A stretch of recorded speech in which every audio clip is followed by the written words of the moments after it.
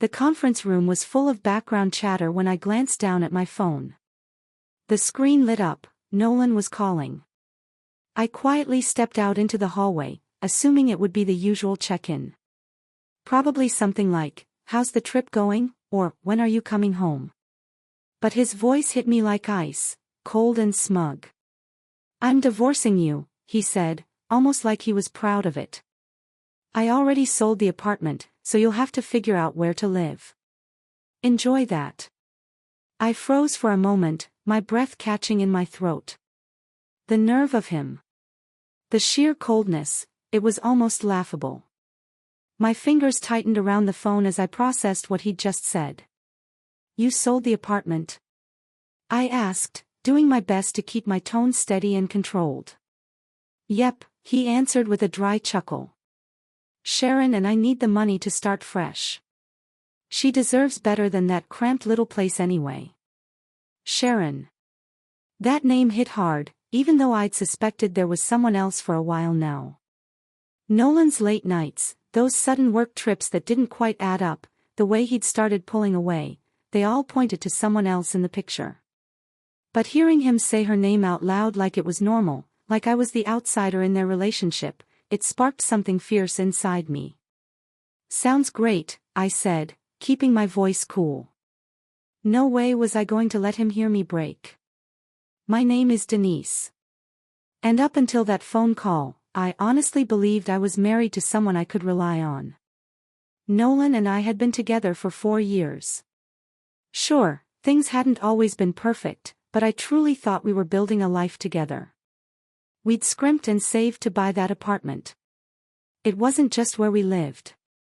To me, that place represented all our hard work, our shared dreams, everything we were supposed to be. At least, that's what I believed. But looking back now, there were warning signs. Little cracks I chose to ignore. Nolan brushing off money questions, waving away my concerns with that polished smile and a quick excuse. I used to think his confidence came from competence. Now I realized it came from knowing he had me wrapped around his finger. The rest of the day went by in a haze. I sat through meetings with clients, nodding at all the right times, but inside, my thoughts were racing. Nolan really thought he'd gotten away with it. He believed he could just toss me aside, sell off the place I'd worked so hard for, and walk away without a single consequence. But there was something important he didn't know. The apartment had been in my name alone for months. We'd refinanced earlier that year, and I'd taken that opportunity to have the deed transferred solely to me. Nolan had agreed without a second thought because it lowered the interest rate. He didn't even bother reading what he signed. That careless move. It was going to be his downfall. By the time I got back to my hotel room that night, the shock had melted into determination. If Nolan wanted a fight, then that's what he'd get. But he had no idea who he was messing with. I was going to win. The first call I made was to Ruth, my lawyer, and one of my oldest friends. I walked her through everything, detail by detail, keeping my voice calm even though my heart was pounding. "He sold the apartment?" she asked, stunned. "Does he even realize he can't do that without your permission?" "Apparently not," I replied, a small smirk creeping into my voice. "He thinks the money's already his. He's off starting some perfect little life with Sharon." Ruth let out a sharp, sarcastic laugh. "Well, he's about to get a hell of a surprise. That sale's not valid. You can prove you're the sole owner. And if he's taken money from a buyer, he's looking at potential fraud charges." That word, fraud, sent a thrill through me. "So what's our next step?" I asked. "First, we'll notify the buyer that the transaction isn't legitimate," she said. "Then we'll send Nolan a formal letter outlining exactly what he's done, and what it could cost him. If he tries anything else, we'll take him to court." When I hung up the phone, a strange calm settled over me. Nolan thought he'd left me with nothing, thought I'd be scrambling, heartbroken, powerless. But in reality, all he'd done was set the stage for his own embarrassment. The rest of my trip, I stayed focused. I kept my emotions tucked away and poured all my energy into what came next. The betrayal still stung, no doubt about that. But the thought of reclaiming what was mine, and watching that smug look wiped clean off Nolan's face, gave me a renewed sense of strength I hadn't felt in a long, long time. When I boarded the plane to head home, I felt more than ready to face Nolan, ready to rip apart every lie he'd told, and more than anything, ready to begin a new chapter without him dragging me down. This wasn't just about proving a point, it was about reclaiming my power. I had hours on that flight to think about how everything had unraveled so spectacularly. What struck me most was just how bold Nolan had been. He didn't even bother hiding what he'd done. Like I was nothing more than a speed bump on his road to some twisted version of freedom. But instead of letting anger eat away at me, I leaned into what I knew best, focusing, planning, staying sharp. Nolan assumed I'd be weak when I got back, that I'd be scrambling to keep up. What he didn't realize was that, without meaning to, I'd already been setting the stage for this moment for months. When the wheels touched down, the first person I called was Ruth. "I'm back," I said, yanking my suitcase from the baggage carousel. "What's next?" "We've already contacted the buyer," she answered, brisk and all business. They were stunned, and let's just say, not too thrilled with Nolan. But the good news is, they're willing to work with us. That's a big help. "And what about Nolan?" I asked. "I sent the formal letter to his email this morning," she replied. "It spells everything out, the illegal nature of the sale, your sole ownership, and what he's looking at if he pushes this any further. He hasn't replied yet, but I wouldn't be surprised if he's fuming." Good, I thought. Let him stew in it.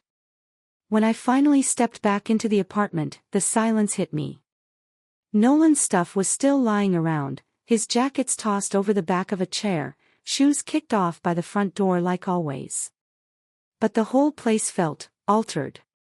The air was different.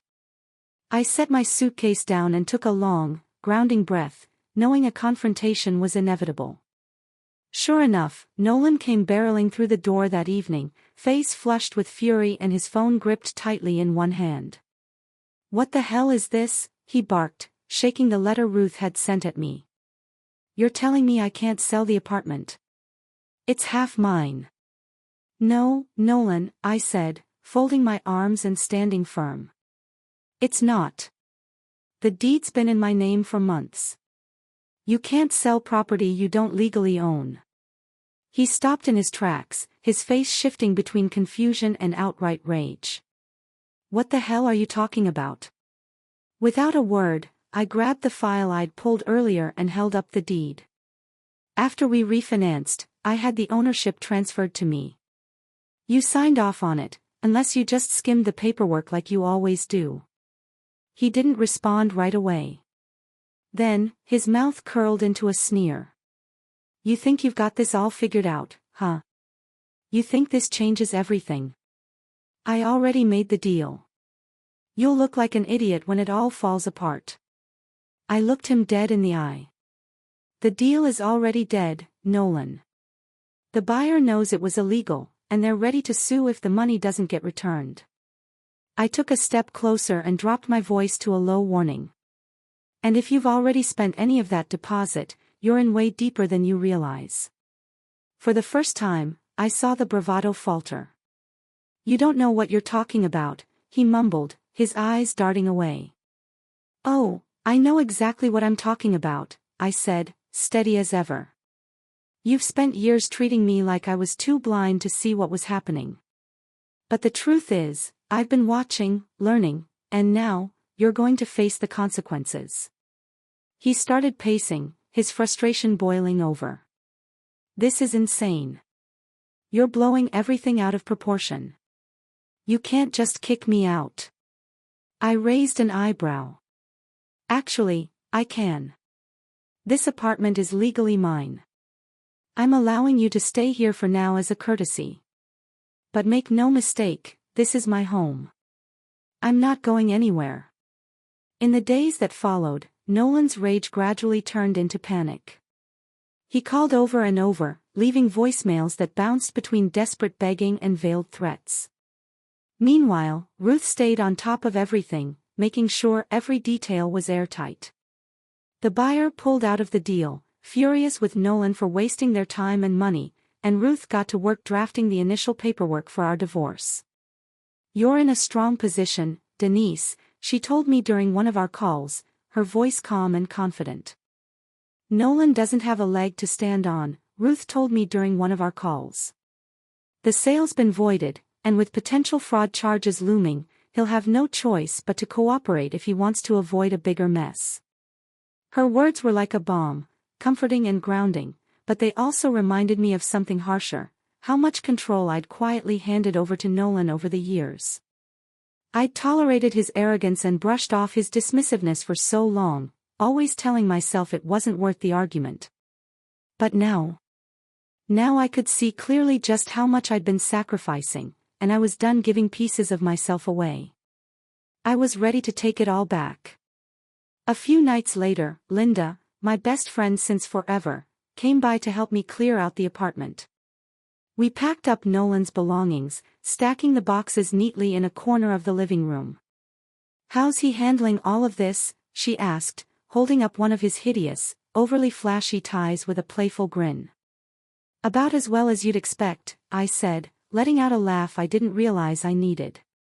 "He still thinks he can talk his way out of it, but I'm not budging." "Good," she said, tossing the tie into a box. "He doesn't deserve 1 inch of this space. Or your energy." I nodded, feeling the warmth of her support wrap around me like a hug. I'd spent so much of my marriage feeling isolated, carrying the emotional and financial weight while Nolan reaped the credit. But now I had people beside me, people who actually cared, and that changed everything. Then came the final straw, the day Nolan showed up at the apartment with Sharon. I was sitting at the dining table, going over some legal documents, when they walked in like they owned the place. Sharon's arm was looped through his, her eyes scanning the apartment with a smug little smile. "So this is our new place," she said, her voice laced with entitlement. I stood slowly, my heart hammering in my chest, but my resolve solid. "No," I said firmly. This was where Nolan was staying. "You, Sharon, are not welcome here." Her smile faltered, and she glanced over at Nolan, who looked completely blindsided. "What is this?" he barked. "This," I said, motioning around the room, "is my home. Not yours. Not hers. And it's definitely not a crash pad for you to shack up in after stabbing me in the back." Sharon's face turned frosty, but she kept quiet. Nolan, though, was practically trembling with rage. "You can't do this," he shouted. "You're being completely unreasonable." I didn't flinch. "No, what's unreasonable is thinking you could sell my apartment behind my back, keep the money, and walk away like a hero. You're lucky I haven't pressed criminal charges." He stood frozen in the doorway, face flushed with frustration, while Sharon crossed her arms and shifted uncomfortably. "This is ridiculous, Denise," he said, his tone sliding into desperation. "You can't just kick me out of my own home." I took a step forward, calm but firm. "Actually, I can. This apartment is legally mine. The deed's been in my name for months. You signed the paperwork without even reading it, just like you always do. So no, Nolan, this isn't your home anymore." Sharon turned toward him, her grip tightening on her purse. "Wait, what is she talking about?" she asked sharply. "You told me this was your place. That you sold it." He flinched and tried to wave her off. "It's complicated. I'll take care of it." "Oh, it's not complicated," I cut in, stepping closer. "Nolan tried to sell an apartment he doesn't even own. That sale is void, and legally, he doesn't have a case." Sharon's cool demeanor finally cracked. "Are you telling me the money you said you had?" She trailed off, eyes widening. Oh my God. Did you lie about that too? Sharon, let me explain, Nolan said quickly, raising his hands like he could smooth it all over. But I wasn't done. No, I'll explain, I snapped. Nolan went behind my back and tried to sell this apartment, thinking he could take the cash and leave me in the dust. What he didn't count on was the fact that I had already transferred the deed to my name months ago. So not only did the sale fall through, but he committed fraud in the process. Sharon looked like someone had knocked the wind out of her. Her mouth opened and closed, but no words came out. Fraud? She whispered, backing away from him. Are you serious? Oh, I'm dead serious, I said, folding my arms. And if he doesn't clear out his things and leave by tonight, I will press charges. Nolan's mask finally dropped. His voice was no longer angry, it was pleading now. You can't do this, Denise, he said. We've been together for 4 years. You can't just throw me out. I stared him down, my tone turning sharp. You threw me out the second you made that phone call. You told me you were divorcing me and laughed about me scrambling to find a place to live. You didn't just betray me, Nolan, you tried to destroy me. So don't stand there acting like you're the victim. Sharon took a step back, clearly rattled, her eyes bouncing between the two of us. This is insane, she mumbled, clutching her purse like a lifeline. You didn't tell me any of this, Nolan. You said it was all under control. He spun toward her, desperation written all over his face. Sharon, I can fix this. I just need. She held up a hand, cutting him off. Don't. Just, don't. I'm not getting dragged into your mess. Without another word, she turned around and stormed out, her heels clicking against the floor until the door slammed shut behind her. I couldn't help but let a small smile creep onto my face. Looks like it's just you now, I said, turning back to him. Now let's talk about what happens next. He collapsed onto the couch, burying his face in his hands. Sharon, please. I know I screwed up, bad. But you don't have to go through with this. You're right, I said, walking over to the kitchen counter and grabbing a folder. I placed it on the coffee table in front of him. I don't have to. But I'm choosing to. I tapped the folder. These are the divorce papers. Ruth's already prepared them. I highly suggest you sign them fast. The quicker this is over, the quicker we both move on. He stared at the folder like it might burn his fingers. You really hate me that much? I let out a dry, almost bitter laugh. No, Nolan. I don't hate you. Honestly, I pity you. You had someone who loved you. A life people dream about. A home we built together. And you threw it all away because your ego couldn't let you appreciate what you had. I stood tall, heart pounding but absolutely steady. I want you gone by tonight. Take your stuff and figure out where you're going. This is the last ounce of grace I'm giving you. He opened his mouth, maybe to argue, but closed it again. His shoulders slumped. Fine, he muttered. I'll go. Good, I said, heading toward the front door. And don't even think about pulling any stunts. Ruth's handling everything now, and next time you cross a line, I'll let the courts take care of you. Nolan stood slowly, pulling on his coat. He didn't look at me, not once, as he walked out. His footsteps were slow and heavy, like the weight of everything had finally landed on him. For just a moment, I felt a flicker of sadness, not for him, but for the version of us that could have been, if he'd been the man I thought he was. But that feeling passed as quickly as it came. In its place was relief.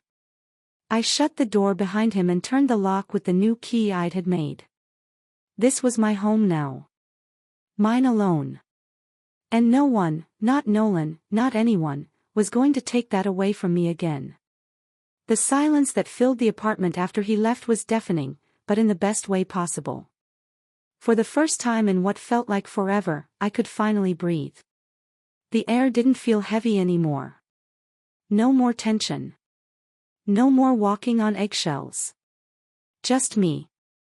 My space. My peace. And the quiet satisfaction of knowing I'd not only survived, but won.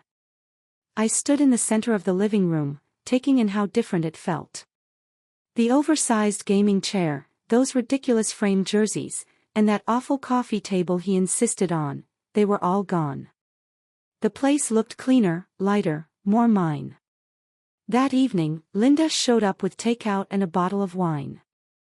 "He's really gone?" she asked, flopping onto the couch with a dramatic exhale. "Gone, and not coming back," I said, pouring us both a glass. I gave him until the end of the day to grab his things. He didn't even fight it.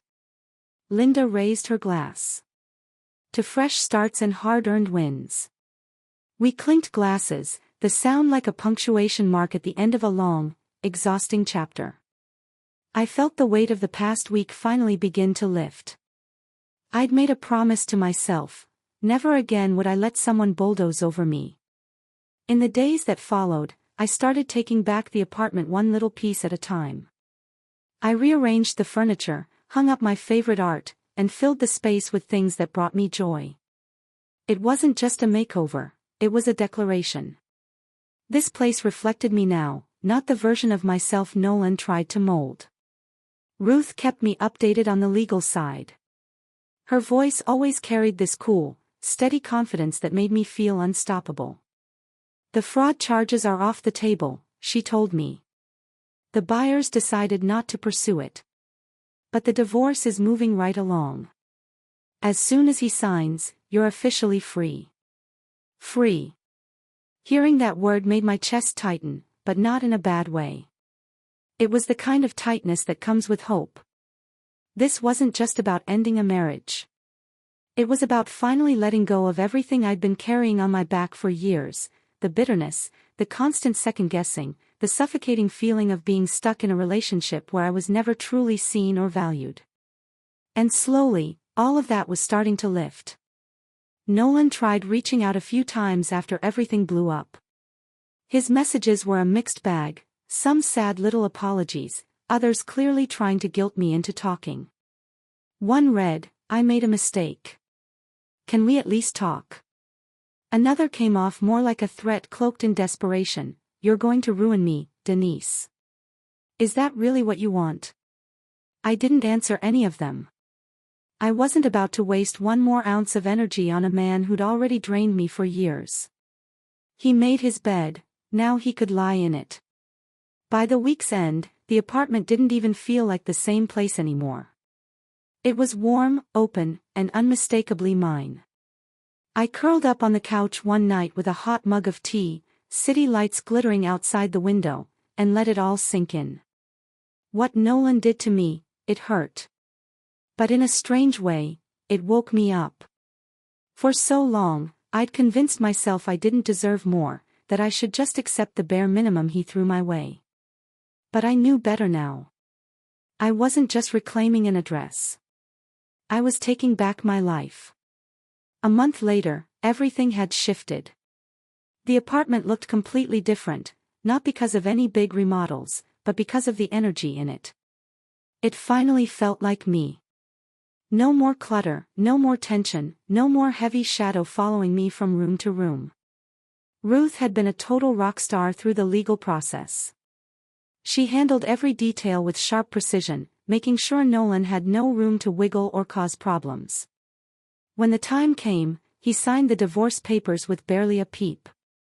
No emotional speech, no dramatic last-minute appeal. Just a cold signature on a dotted line. It was clean, final, and strangely satisfying. One afternoon, while sorting through an old drawer, I came across a photo from our early days. Nolan and I were smiling, arms wrapped around each other like nothing could ever go wrong. For a second, I let myself remember how it felt back when I truly believed we were building a future together. There had been good times. But those days had been buried under years of him letting me down, twisting the truth, and putting himself first. I slipped the photo into an envelope and tucked it away. I wasn't ready to toss it just yet, but it didn't deserve a spot out in the open either. It was a part of my story, but no longer the headline. When the divorce was finalized, Linda and I celebrated in style, with drinks and dinner on a rooftop bar downtown. The city sparkled around us as she lifted her glass. "You're glowing," she said with a grin. "Single life looks good on you." I laughed, feeling a kind of lightness I hadn't felt in years. "It's not being single," I told her.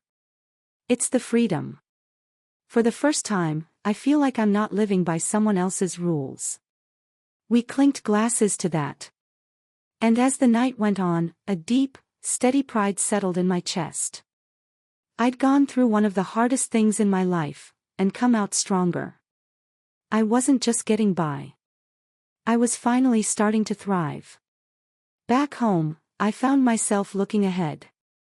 The apartment had become more than just a place to live, it was the battleground I'd fought to reclaim. But I also knew it wasn't my forever. One day, I'd move on to a new space, one without any lingering memories of what I'd endured.